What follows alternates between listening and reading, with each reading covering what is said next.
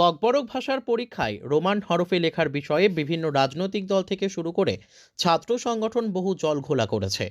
গত কয়েকদিনে সংবাদের শিরোনামে স্থান নিয়েছে তাদের ককবরক পরীক্ষায় রোমান হরফে লেখার দাবিতে আন্দোলন। কিন্তু ছাত্রছাত্রীদের স্বার্থে এ বিষয়ে স্পষ্টীকরণ দিলেন ত্রিপুরা মধ্য শিক্ষা পর্ষদ সভাপতি ডক্টর ধনঞ্জয় গণচৌধুরী। তিনি বলেন, ককবরক ভাষার লিপির বিষয়ে বিদ্যালয় শিক্ষা দপ্তর থেকে সিবিএসই বোর্ডকে চিঠি দেওয়া হয়েছিল। তারপর এই বিষয়ে খোঁজ নিয়ে জানা যায় সিবিএসই থেকে এখন পর্যন্ত কোনো সিদ্ধান্ত জানানো হয়নি। এই অবস্থাতে ত্রিপুরার মধ্যশিক্ষা পর্ষদের কোনো সিদ্ধান্ত নেওয়ার ক্ষমতা নেই। তাই যতক্ষণ না পর্যন্ত সিবিএসই থেকে কোনো চূড়ান্ত সিদ্ধান্ত না আসে ততক্ষণ পর্যন্ত ত্রিপুরা মধ্যশিক্ষা পর্ষদে প্রথম থেকে যে ব্যবস্থা চালু আছে সেই ব্যবস্থা চালু থাকবে। উল্লেখ্য, পর্ষদ সভাপতি সম্প্রতি এক সাংবাদিক সম্মেলনে জানিয়েছিলেন, ছাত্রছাত্রীরা যদি বাংলাতে পরীক্ষায় লিখে তাহলে খাতা মূল্যায়ন করতে সুবিধে হবে।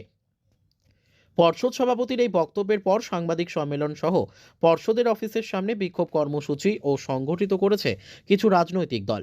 তবে ছাত্রছাত্রীদের পরীক্ষার প্রাক মুহূর্তে যেভাবে জল ঘোলা হচ্ছে তাতে এর প্রভাব পড়তে পারে ছাত্রছাত্রীদের ওপর।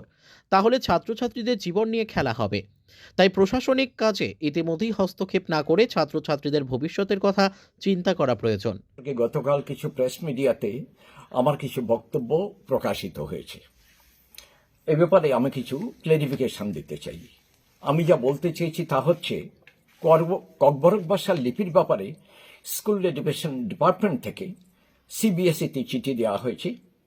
আর যতটুকু আমি খবর নিয়ে জানতে পেরেছি, সিবিএসই থেকে এখনো অবধি কোনো সিদ্ধান্ত আসেনি। ঠিক এই অবস্থাতে ত্রিপুরা মধ্যশিক্ষা পর্ষদের সিদ্ধান্ত নেওয়ার কোনো অবস্থা নেই, কোনো ক্ষমতাই নেই। কাজেই যতক্ষণ না পর্যন্ত সিবিএসই থেকে কোনো সিদ্ধান্ত না আসে ততক্ষণ পর্যন্ত ত্রিপুরা মধ্যশিক্ষা পর্ষদে প্রথম থেকে যে ব্যবস্থা চালু আছে সেটাই চালু থাকবে। Bureau report, news daily Bharat.